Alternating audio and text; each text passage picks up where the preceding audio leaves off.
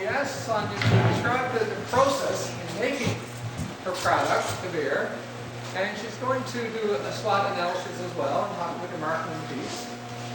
So Sonia, this is our BA1s and BA or Business Administration Year 1s and Business Administration Year 2 and Office Year 2.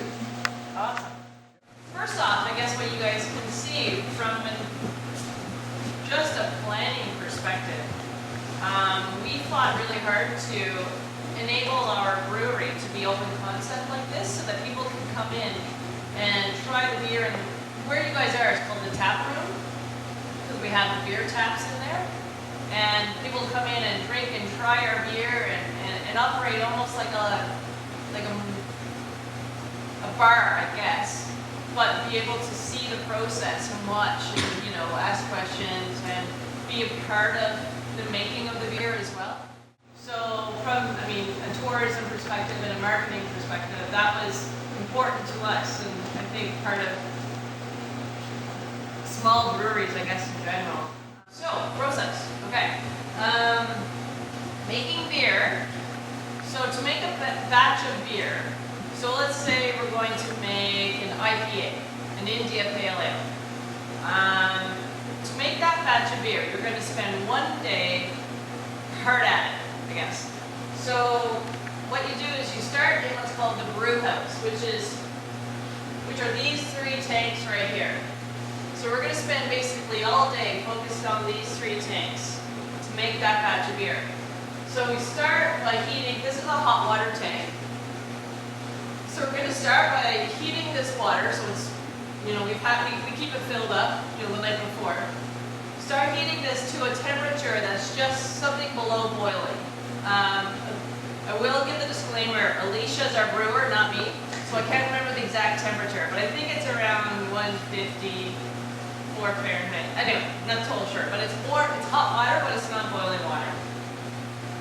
And then when this is heated to that temperature, down this chute, on the other end there, we have a grain mill, which is where we have malted barley, which are little grains that are husks with a seed on the inside. So we put it through the grain mill to crack open the husks to expose the seed. And the seed often will crack in half, but we don't want to crush it to a flour. We just want to crack it just enough so that seed's kind of exposed. So when we're all ready to start, we call this process, this first major process, we call it mashing in. So this vessel is called a mash tun. And what we do is we start by running the hot water through the pipes, through this device, which is called a flow meter, or a mixing station, where we really can nail down that temperature by adding a bit of cold water if we need to cool it down a little bit, or close it up to bring it back up so we can get the precise temperature that enters into this vessel at the same time as we start introducing the grains. So effectively, we start mixing hot water and grains in this big cauldron. So that's about a 10-minute process. So once we have everything mixed in here, and we're constantly stirring it as the 2 are being introduced together. And that is to make sure that the grains are, getting all of their surface area covered with this hot water. So eventually we have everything into this one vessel, and then we stir it a bit more, and then we put the lid on it.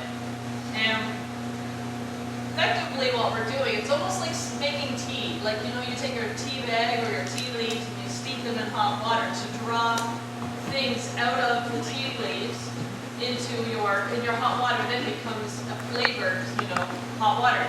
So that's what we're doing here, is we're steeping the grains for about an hour in this precise temperature. And there are scientific processes occurring that are pulling out certain starches from the grains into now the liquid that we are creating. So when that's finished, in the very bottom of this vessel we have effectively a strainer. And then underneath the strainer there is it's called a racking arm, a way that we can hook up a hose to the bottom that goes through a pump, and we start transferring the beer over to this vessel. So this vessel is called the boil kettle. So once we've created this, we've got this liquid that is now actually a sweet liquid. We call it wort. So we draw the sweet liquid from the bottom of this vessel, so all the grains stay in here. The sweet liquid gets transferred into here, which is basically, it's your beer before it's fermented. So if it's not fermented, there's no alcohol. It's just sweet water.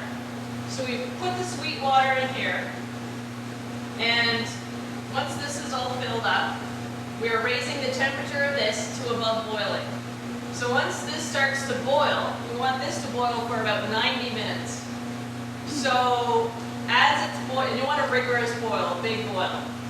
So when that is happening, during various time stages of the boil, we're adding hops. So hops is another key ingredient to beer. So back here we have malted barley, and then here we add the hops, which are, it's like a little cone-shaped flour. That adds, it can add bitterness to your beer, and it's almost like seasoning your food. You can do a lot. You can create, for an IPA, the type of hops we use adds a lot of sort of citrusy, grapefruity flavors to it, but it's actually just the hops. So we're adding the hops during this stage at various time points.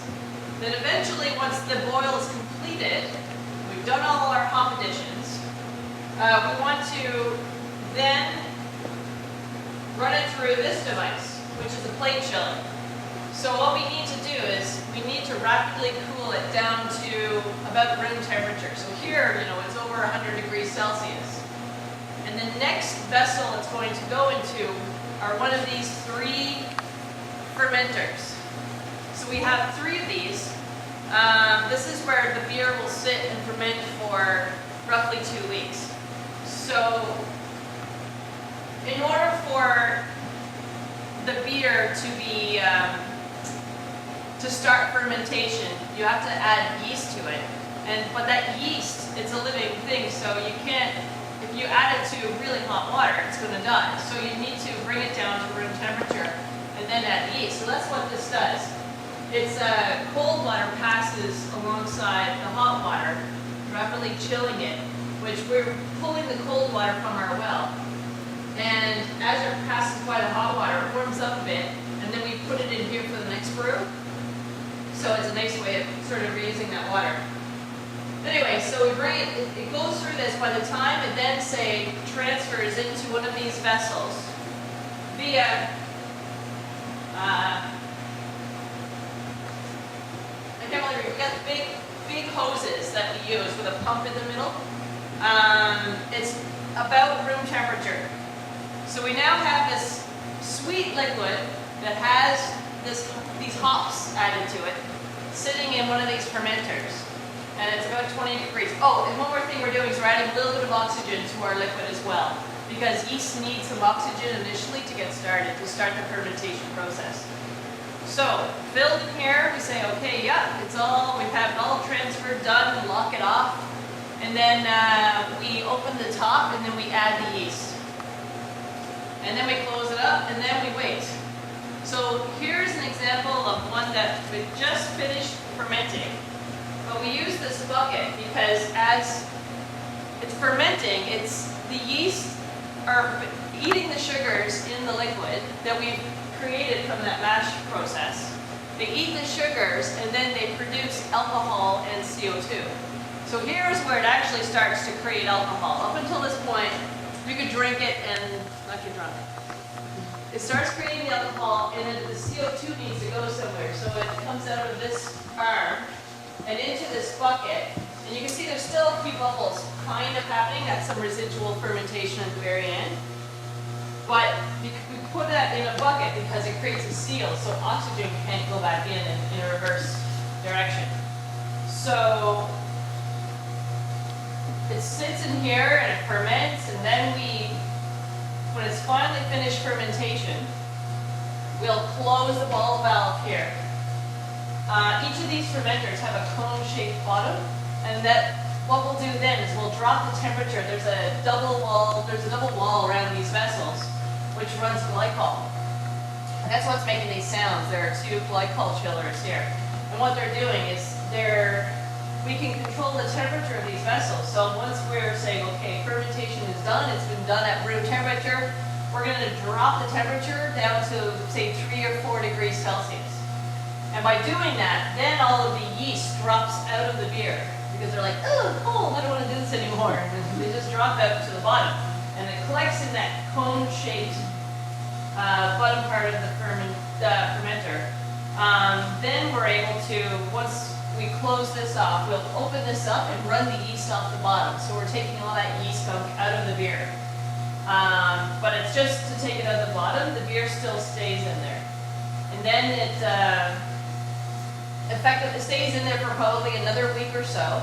And at that colder temperature, and then if there's any other sort of proteins or other solids that are in your beer, they will all sort of, gives them time to drop out into the, again, the bottom cone of this vessel. When it's finally, we're saying, okay, you know what? The beer is now cleared up a bit because everything has dropped out of the beer. So we're happy with the way it's looking and the way that it's tasting. Then we say, okay, now let's make this more drinkable. So we'll transfer the liquid from here over into this vessel here. So this little guy, our little minion, this is where we carbonate the beer. So we now have the liquid, which is uncarbonated. It's basically flat beer at this point.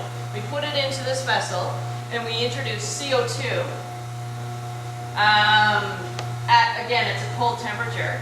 And we, in about two days, maybe 3, the CO2 will dissolve into solution, and then eventually you'll have a carbonated beer. So once we get to a point where, we've got a little sample valve where we're checking the carbonation level. Once we reach our desired level, we say, okay, good, we're ready to go. So we'll shut off the CO2, and then we'll eventually, we'll bring our, we've got it's hiding over there right now, but it's I guess a little piece of equipment that helps us fill our kegs from this guy right here. So we take all of this beer and put them all into kegs. And then we're done. So this is the lengthy process. This is where it spends about 2 weeks. So maybe to recap, this is a 1-day process working in what's called the brew house. So you spend all day making your beer, and then you throw it into fermenter number 3. Then maybe 2 days later, we'll make another batch of beer, throw it into fermenter number 2. And then once we make our 3rd batch of beer, say put it into fermenter number 1, we can't make any more beer because our fermenters are full.